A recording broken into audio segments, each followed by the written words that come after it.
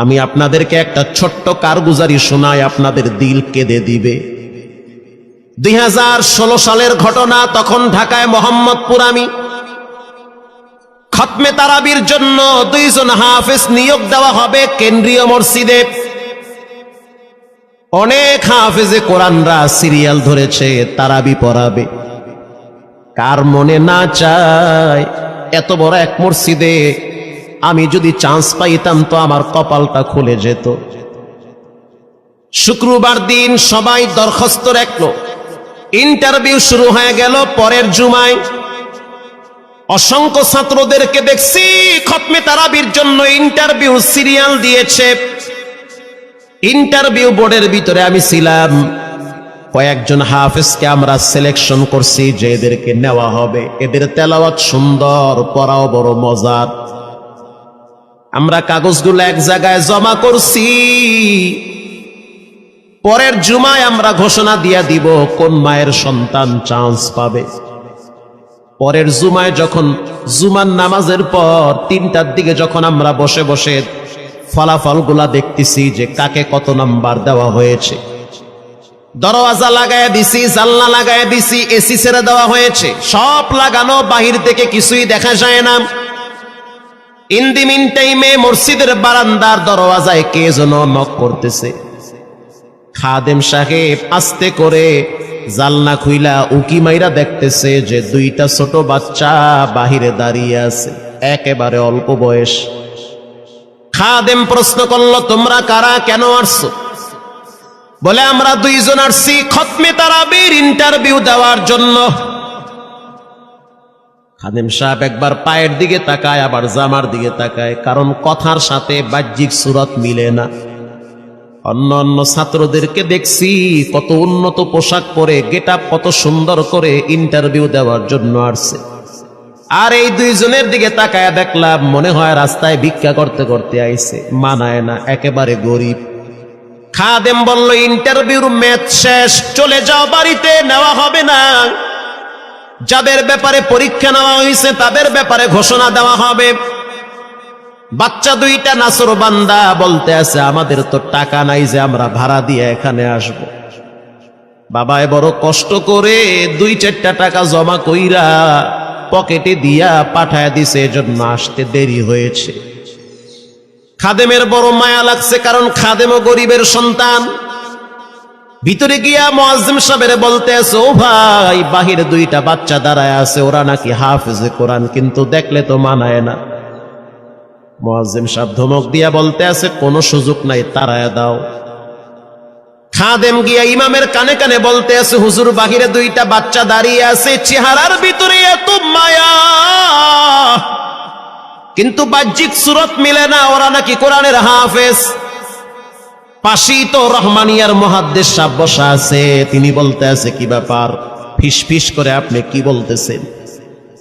বলে, হুজুর, বাহিরে 2টা বাচ্চা দাঁড়িয়ে আছে, তারা খতমে তারাবির ইন্টারভিউ দিতে চায়। মুহাদ্দিস সাহেব বলল, কোনো কথা নাই, আল্লাহর ঘরের দরওয়াজা খুলে দাও, এখানে কোনো পার্সিয়ালিটি চলবে না। আল্লাহর ঘরের দরওয়াজা সবার জন্য খুলে দেওয়া হবে, আসতে দাও, ভিতরে বসতে দাও। যদিও ওদেরকে দেখতে মানায় না, বংশগত তেমন মর্যাদা নাই, ভিতরে আল্লাহর কোরআন থাকার কারণে আমাদের উপরে ওয়াজিব হয়ে গেছে তাদেরকে সম্মান করা। কোন দিক থেকে মানায় না, কিন্তু ভিতরে আল্লাহর কোরআন আছে, এজন্য তাদের মর্যাদা অনেক বেশি। এবার বাচ্চা 2টা বাহিরে উজুখানায় গিয়া সুন্দর করে উজু বানাইল। উজু বানাইয়া ভিতরে ঢুইকা আমি তাকায়া দেখতেছি লঙ্গির এক মাথা নিচে আর এক মাথা উপরে, এতটাই ভয়াবহ অবস্থা। কিন্তু আজীব দৃশ্য, 2 জনের চেহারা একই রকম লাগে। 2 জনের চেহারা একই রকম লাগে, কে বড় কে ছোট বোঝা বড় কঠিন হয়ে গেছে। মুসলমান ভাইয়েরা আমার, ইমাম সাহেব প্রশ্ন করলো, তোমরা 2 জনের বাড়ি কোথায়? বলে, আমরা নারায়ণগঞ্জে ভাড়া থাকি। বাড়ি কোথায়? বলে, আমাদের বাড়ি কুড়িগ্রামে। কুড়িগ্রাম থেকে ঢাকায় কেমনে আসছো? বলে, বাবায় ঢাকায় নিয়ে আসছে। কয় মাসে কোরআন শরীফ খতম করেছ? বলে আমরা দুইজনে 11 মাসে 30 পারা কোরআন খতম করেছি। ইমাম সাহেব একবার চেহারার দিকে তাকায় আর একবার পায়ের দিকে তাকায়। স্থানীয় গণ্যমান্য অনেক ব্যক্তিরা তাকায় আছে এদের দিকে। ইমাম সাহেব বলতে আছে, বাবা তারাবির ইন্টারভিউ শেষ হয়ে গেছে, বাড়ি চলে যাও। যেটা একটু দেখতে ছোট, ও চোখের পানি দেখলাম টিস্যু দিয়া মুছতেছে। কেন কাঁদতেছো? বলে আমরা গরিব, তার জন্য মনে হয় আমাদেরকে তাড়ায়া দিতেছেন।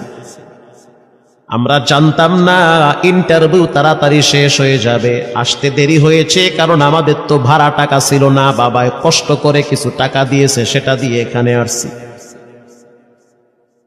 এবার মুহাদ্দিস সাহেব বলতে আছে, তাহলে একটা কাজ করো, তুমি কিছু তেলাওয়াত করে শোনাও। দুইজনেই উত্তর দিল যে আমরা তেলাওয়াত করলে তো আর নিবেন না, আপনারা প্রশ্ন করেন, আমরা দুইজনে উত্তর দিব।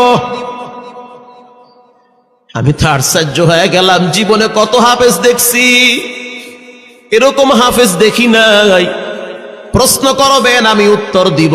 বুঝতে পারলাম ভিতরের খবর কেউ না জানলেও একজন জানেন, তিনি হলেন কে?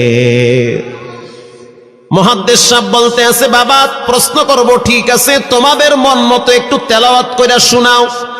তেলাওয়াত যদি মানসম্মত হয় তাহলে ইন্টারভিউ নিব, যদি না হয় তাহলে ছাঁটাই করে দিব। এবার ছোট যেটা সেটা তেলাওয়াত শুরু করলো সূরা তাহা থেকে। তাহা মা আনজালনা আলাইকাল কুরআনা লিতাশকা। এত সুন্দর পড়া মনে হইতে আছে, আসমান থেকে কোরআন নাজিল হইতেছে। এত সুন্দর পড়া, কত রঙের ঢঙের পড়া শুনলাম, এই পড়া কোনোদিন শুনি নাই। আমি তাকায়া দেখলাম স্থানীয় টিউনো সাহেবের চোখের পানি বায়া বায়া পড়তেছি। ইশারা দিতে আছে আরো তেলাওয়াত করতে বলেন। এই পড়া তো শুনলে আমার দিলের ময়লাগুলা কাটে। আল্লাহর ঘরে যখন গেছি বাইতুল্লাহ ফজরের টাইমে ইমাম সাহেব তেলাওয়াত করলে যেমন মনে হইতে আছে ওই কোরআনের আওয়াজটা এখন এই মসজিদে বাজতেছে। ছোট বাচ্চাটা তেলাওয়াত করলো, বড় সন্তানটাও তেলাওয়াত করলো। এবার যারা হাফেজ সাহেব ছিল তারা প্রশ্ন শুরু করলো। যেখান থেকে প্রশ্ন করে পৃষ্ঠা ঠেকায়া দেয়, একটা জায়গায়ও আটকাইতে পারে না। এমনকি বাচ্চা দুইটা এটাও বলেছে, যদি আপনাদের যদি ধৈর্য থাকে তো আমরা দুইজনে পুরা 30 পারা এখানে এক দাঁড়ানে পড়ায়া দিব। আশা করি একটাও বাঁচবে না। এত সুন্দর পড়াশোনার পরে মোতাওয়াল্লি সাহেব বলল, সব বাদ, আমার কাছে এই দুইজনই পছন্দ হয়েছে। এই দুইজন রে মোতাওয়াল্লি সাহেব দাঁড়াইতে পারে না, হুইল চেয়ারে বসে থাকে, কাছে ডাইকা বুকের সাথে জড়ায়া ধরছে আর বলতে আছে, আল্লাহ এমন একটা সন্তান যদি আমার থাকতো জীবনটা ধন্য হয়ে যেত। আমার মৃত্যুর পরে একটু হইল তেরা কোরআন তেলাওয়াত করতে পারত। নিয়োগ হয়ে গেল, তারাবি শুরু হয়ে গেছে। মোহাম্মদপুর থানায় গিয়ে খবর নিয়ে দেখে অনেক পুলিশরা এই বাচ্চার পিছনে দাঁড়ায় দাঁড়ায় নামাজ পড়ে চোখের পানি ছেড়ে কেঁদেছে। শুধু তাই নয়, অনেক হিন্দু মহিলারা পর্যন্ত রাস্তায় হাঁটার সময় তেলাওয়াতের আওয়াজে দাঁড়ায় দাঁড়ায় কোরআন শ্রবণ করেছে। শুধু তাই নয়, অনেক বড় বড় ডাকাত, মাস্তান, সন্ত্রাস, কিশোর গ্যাংরা পর্যন্ত দাঁড়ায় দাঁড়ায় কোরআনের আওয়াজ শুনেছে। 17ই রমজান দেশে বদর দিবস, হাজার হাজার মুসল্লি দাঁড়িয়ে আছি। ইমাম সাহেব জানে না যে এরা দুইজনে আপন মায়ের পেটের ভাই হয়, এটা ইমামের জানা নাই। দুইজনে তারাবি চলতে আছে, চমৎকার পড়া, পিছনে শত শত মাওলানা মুফতি দাঁড়ায় থাকে। মনে হইতেছে তেলাওয়াতের আওয়াজে আর এক জগতে হারিয়ে যায়, এত সুন্দর পড়া। তারাবি শেষ হয়ে গেল, মুসাফা শুরু হয়ে গেল। বাচ্চা দুইটারে কেউ বুকের সাথে জড়ায়, কেউ কপালে চুমা দেয়, বলে আল্লাহর কোরআনকে চুমা দেই। হাজার হাজার মানুষ যখন আস্তে আস্তে নামাজ শেষ করে চলে গেল, একেবারে মসজিদের পিছনে বারান্দার পরে আরো একটা বারান্দা থাকে, ওই বারান্দায় এক লোক বসে বসে গামছা দিয়া চোখের পানি মুছতেছে। কিছুক্ষণ পরে লোকটা দেওয়ালের সাথে কপালটা ঠেকায় দিয়া একেবারে অস্থির হয়ে গেল, মনে হচ্ছে তার ভিতরে কাঁপুনি শুরু হয়ে গেছে। কিছু মুসল্লি গিয়া প্রশ্ন করলো, কি হয়েছে আপনার? বলে আমার কিছুই হয় নাই। টাকা লাগবে? বলে না, টাকা লাগবে না। তাহলে আপনি কেন এখানে কাঁদতেছেন? বলে আমি এমনি কাঁদতেছি, এটা কষ্টের কান্না না, এটা খুশির কান্না। এটা কষ্টের কান্না না, এটা খুশির কান্না, আনন্দর কান্না। আল বুকা মিনাল ফারাহ, অতি সুখে মানুষ কখনো কখনো কেঁদে দেয়, চোখের পানি ছেড়ে দেয়। ইমাম সাহেব বলল, পিছনে কে? লোকটা তাকে সামনে নিয়ে আসে। এবার লোকটাকে যখন কিছু দূর সামনে আনা হইল, ওই বাচ্চা দুইটা মসজিদের ভিতর থেকে দৌড় মাইরা গিয়া বলতে আছে, এই লোকটা আমার আব্বা, ইনি আমার আব্বা হয়। ধমক দিবেন না, রাগ করবেন না। আমার আব্বা ঢাকা শহরে রিক্সা চালায়, রিক্সা চালায় চালায় আমাদের দুইটা ভাইরে কোরআনের হাফেজ বানাইছে। ইমাম সাহেব ধমক দিয়ে বলতে আছে, আপনি কেন দেরি করলেন? আগে কেন আসলেন না? রিক্সাওয়ালা বলতে আছে, আমি যদি আগে আসতাম আর যদি পরিচয় দিতাম আমি রিক্সাওয়ালা, হয়তো আমার বাচ্চা দুইটারে মানুষ খোটা দিবে যে রিক্সাওয়ালার পোলা। এজন্য আমি আসি নাই। দূর থেকে নামাজে কোরআন তেলাওয়াত শুইলা আবার আস্তে করে দূরে চলে যাই। মাঝে মাঝে বাচ্চা দুইটার সাথে দূর থেকে আইসা দেখা করি। এটাই হলো কোরআনের বরকত। পরে শুনতে পারলাম এই বাচ্চা দুইটার মাও নাকি গাড়ি অ্যাক্সিডেন্টে মারা গেছে, লাশ পড়ে আছে সেই কুড়িগ্রামে। একটা ছেলের নাম জুবায়ের আর একটার নাম হলো তালহা। রিক্সাওয়ালা বলতে আছে, আমার আফসোস নাই, কষ্ট হলো এক জায়গায়, সেটা হলো ঈদের সময় বাচ্চাগুলা তো বাড়িতে যাবে, বাড়িতে যাওয়ার পরে দেখবে ওদের মায়ের লাশ কবরে পড়ে আছে। ডানে বামে মাটি, সামনে পিছনে মাটি, মাটির ঘর, অন্ধকার কবরে মা ঘুমায়। ঈদের দিন এমন কোন দরদি নাই যে আমার বাচ্চাগুলারে সান্ত্বনা দিবে। গত ঈদেও দেখছি বাচ্চা দুইটা মায়ের কবরের পাশে দাঁড়ায় দাঁড়ায় লম্বা টাইম কেঁদেছিল। আমাদের ঘরে কোনো ঈদ নাই। রিক্সাওয়ালাকে সান্ত্বনা দেওয়া হইল, নসিব আপনার ভালো, কপাল খুলে গেছে। দুইটা সন্তান হীরার টুকরা এমন ভাবে তৈরি করেছেন, মনে হইতে আছে জিন্দা কোরআন হাঁটতেছে। এজন্য সন্তানগুলাকে দিনদার বানান, ঠকবেন না। বর্তমান জমানায় মানুষ বড় স্বার্থপর। একমাত্র কলিজার টুকরা মা বাবার জন্য যেই দোয়াটা করে ওটা অন্য কেউ সহজে করতে চায় না। কথা ঠিক না ঠিক? সন্তানগুলারে দিনদার বানান, নেককার বানান, আল্লাহওয়ালা বানান। আল্লাহ পাক বলেন, যারা কোরআন পড়ে, নামাজ পড়ে, আল্লাহর রাস্তায় দান করে, তারা হলো সফল ব্যবসায়ী। এখানে এমন মানুষ বসা আছেন যে নিজের হাতে নিজের মায়ের কবরে রাখছেন, নিজের হাত দিয়া নিজের আব্বারে কবরে ফালায়া রাখছেন। ঘরে গিয়া দেখবেন মায়ের বিছানাটা খালি। যেই বিছানায় মা ঘুমাইতো সেই বিছানাটা এখন অসহায়ের মতো পড়ে আছে।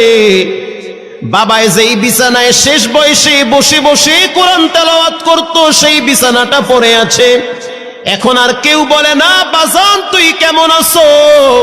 এই কথাগুলা মা বাবার মুখ থেকে সবচেয়ে বেশি বের হইতো। মা বাবার জন্য এখন চাইলেও তো কিছু করতে পারেন না।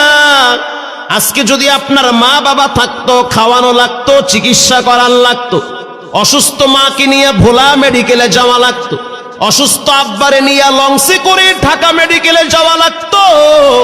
এখন মাও নাই, বাবাও নাই, টাকা আছে, চাইলেও খরচ করতে পারেন না। সহজ একটা রাস্তা বের করে দেই, এর চেয়ে সুবর্ণ সুযোগ আপনি পাবেন কোথায়? আব্বারে তো থাকলে খাওয়াইতেন ভাত, না তো আর করতে পারতেন না।